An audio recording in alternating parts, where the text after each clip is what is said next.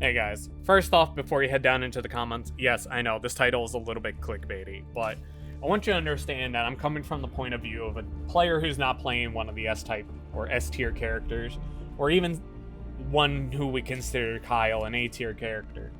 And a lot of that comes down to the biggest glaring issue right now, and I'm not trying to bitch completely, but I try to understand where I'm coming from. We've had these great patches back to back to back, and then we're also getting our first new update real soon, and I'm hoping they fix this before then. But I'm just trying to bring some attention to this. Transcendent mods are kind of trash. Alright? Now, I know, again, they work very, very well for some of the other characters and other players, and that's fine and dandy. Don't get me wrong about that. But when it comes down to characters like Kyle, all 4 of his are absolute terrible garbage tier trash.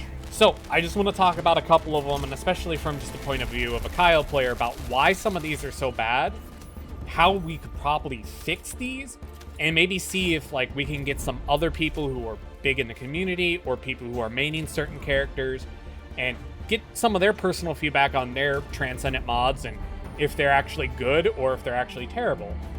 Because Transcendent mods at the end of the day should be a 1, preference thing, but 2, they should be a massive power boost to your character. Especially considering for people, especially Kyle, you have to beat hard mode intercepts, which are the end game content right now, to get these Transcendent mods that should be buffing your damage and your character skills. So let's start off with the one that I was extremely disappointed with, and I was really hoping this one was going to be really good just based off the description. And that's one of the huge issues right now are the descriptions. They're not giving any numbers. They're not giving any percentages. These are purely just, you get them, you test them, you pray for the RNG gods to tell you, yeah, this is actually the best in slot for you. But for this one, this is probably Kyle's second worst, arguably, out of all of his Transcendent mods. While airborne, you continuously consume your magnetic force to drop bombs, like Vietnam, and the bombs stop when the magnetic force is completely depleted, and additional damage from magnetic force is not triggered on collision. Now, the trade-off of this is that we are continuously dropping these mini nukes onto enemies, and that's great, except the damage they do is so terrible that you actually lose DPS by putting this on instead of just keeping your base level skill. And it doesn't make sense. Sure, it's great for mobbing, and don't get me wrong, that would be great, because you could just carpet bomb the entire enemy force and then you're good to go. But if you set your DPI really high enough, or if you're just even a moderately good person with decent control on your thumbsticks or even on your mouse, you should be able to circle up top of the boss, drop every bomb on top of the boss except for your initial charge that you couldn't initiate because you were doing your takeoff phase, and be able to do more damage than if you were to just collide into the boss. But it doesn't do that. You actually lose about 45 to 65% more damage, depending on what kind of mod you have on, or just even in general of no mod versus mod for your dimensional skills, your tech skills, so on and so forth. This, of course, is a tech skill-based transient mod, but I digress. That's not the most important part, but the most important part is that it's actually a DPS nerf. Next up is the Diamagnetic Bulwark. Now, see, this one could be very easily just made better simply by getting rid of this weird thing about it. Instead of the Bulwark's projectile defense, actually being able to block ranged attacks, you now just knock back enemies on contact and get magnetic force. Now, this would be great if I could just, do some like weird wiggle movements on top of the boss to just build up a ton of magnetic force and then instantly just go straight into my superconductive thrusters and hit the boss. But it doesn't really do that. And even then, the way that Kyle's kit plays out, you would want to use your shield to protect your Glay and your other high DPS damage dealers like Enzo from all the range damage that the boss is taking out. So that way they could just stand there like a potato, a turret, whatever you want to call them, a nuke on feet, and then they'd be able to do whatever the hell they want. Just roll over enemies.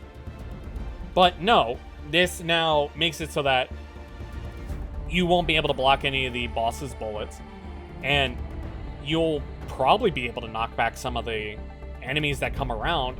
But that's where this next skill comes from, where I thought it was going to be our best in slot after that super disappointing mob beforehand, which is the self-directed eruption. Now, this is one that seems really good on paper, and it sounds it, but it actually nerfs your damage too. And it's also about a 45 to 65% damage nerf, and it doesn't make sense, and I really wish I understood why. But what it does is it consumes magnetic force every second when used to pull enemies in front of Kyle. Deals great damage. It even says that in words that it deals great damage to nearby enemies when the skill ends. Well, this is our skill that we use to tank on Kyle. So you might see us when we have this skill up, that we just stand there and let the boss just kind of shoot at us, especially if he's invulnerable. We just kind of shoulder charge him to build up our magnetic force to keep it up, so that this ability could just constantly prevent us from taking any damage, health damage, shield damage, anything. So we basically are just face tanking it and just pointing and laughing at the boss while everybody else does DPS to the spot that needs to be DPS to break it, or doing whatever mechanic that we need to do to actually complete the next phase to be able to damage the boss again. Well, this works like a tractor beam, only in a conal shape in front of you, which not that big of a deal. Again, we can work around that, because basically what we could do is just round up all the enemies in front of us with this tractor beam, and then ideally we would just implode it forward like some sort of One Punch Man fist when he's fighting Genos, and just be able to blast holes through people. But instead of being like a Bruce Lee 1-inch punch, this is more like Krav Maga Steven Seagal, just simply like moving your arm to the side and then just being like, fuck you, kid. And it does no damage, so you have to try and shoulder charge, but your shoulder charge doesn't do enough damage to high level end game hard motion like mobs, like for infiltration stuff. So you're absolutely just cooking yourself by taking this. And I really want to use this one. I think this one's great too. And it would be great, especially if I can just lure all the mobs away from everybody so nobody has to worry about it. I can kill it in the center of the arena, all the ammo drops there, and then we could continue just to grab that ammo and then fight the boss. Or I could just use it to take all the damage from the enemies that are pulled into me, that are hitting me, and then direct it towards the boss's feet to, you know, again, one punch man Genos in the face with it. But no, that's not how it works, and it doesn't make any sense. It really doesn't, and I fucking hate it. And then the last one, this one's just terrible all around, but I completely understand where this might be better in certain situations, but realistically, this one is so bad that it just is mind-boggling that they thought this was okay. So after a dash, you inflict stun at the end of a knockback. That's great for a majority of things except endgame content. So this would be good if you're going into stuff like dungeons, or if you're going into open world content missions. This is great because you would just shoulder charge the enemy, they get stunned, teams can just focus the weak point of the boss, whatever they need to do, or focus on taking out some of the orbs for other objectives around that they need to take care of before they can apply it to the boss and deal more damage. But on top of that, they remove our 150% defense increase effect, which is like the bread and butter of Kyle's kit, because if you keep that up consistently, it stacks multiplicative on top of, I fucking still hate that word.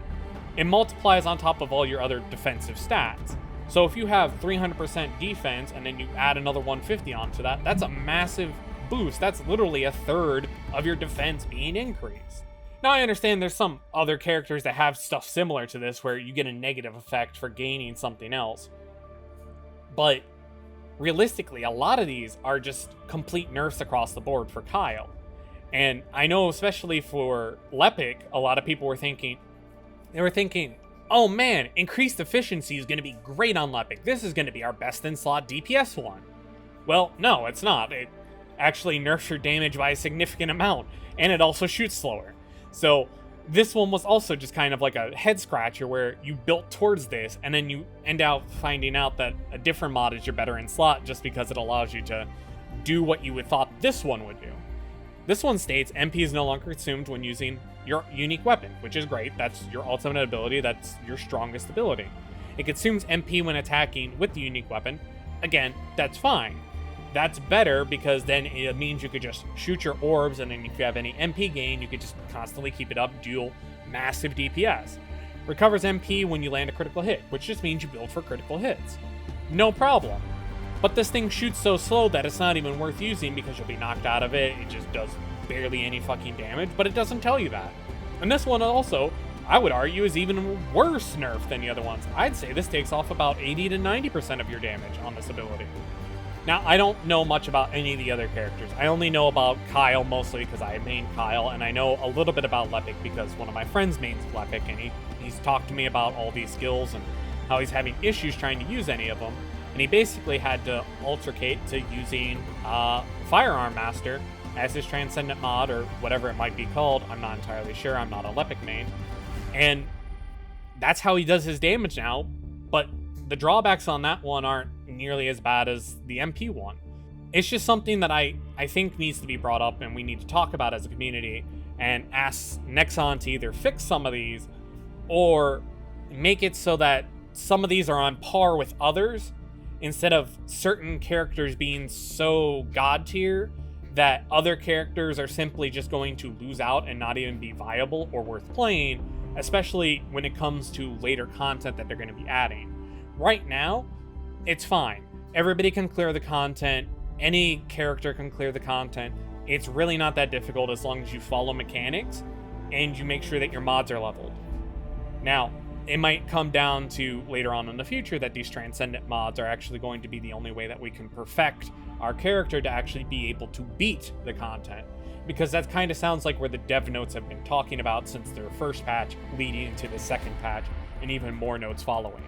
So, what I want you guys to do is, if you haven't already, please comment down below. Talk about your main, talk about any of the Transcendent mods you've been farming for, you've used, and have actually been complete nerfs to your kit, or actually have been so disgustingly buffed to your kit that you actually think that maybe they might be a little overtuned, or, you know, don't be afraid to be cocky about it. It allows me and it allows people, hopefully at Nexon, if this gets enough attention, to see where things are lying. You know, like I said, between MP efficiency and the Firearms Master, it'll allow us to see, like, okay, this one's super overperforming, so do we buff all of them up or do we buff that down? Thank you guys for listening to my little rant. If you guys like the content that I'm putting out, I'm going to be putting out a lot of it for First Descendant because I am actually addicted to this game and I really want to see where this goes. And I understand that there are better games or games that people consider better, like Destiny 2 or Warframe, but you got to understand, Destiny 2 has been around for 10 years, not including Destiny 1. And then you also have Warframe, which has been around for 10 years as well, if not longer. So please be kind to this game. Please give it the love and attention it deserves. And it seems like Nexon has already been doing it. So let's keep it up as a community to keep this game going. You guys take care. Stay awesome. I love you guys. Bye. Special shout out to our boy Rito being at the Daddy Otter status yet again. Thank you so much, man.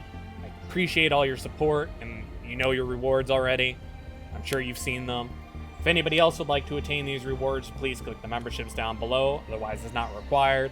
All I care about is that you guys enjoy the content and get what you need out of the content. Until then, you guys take care.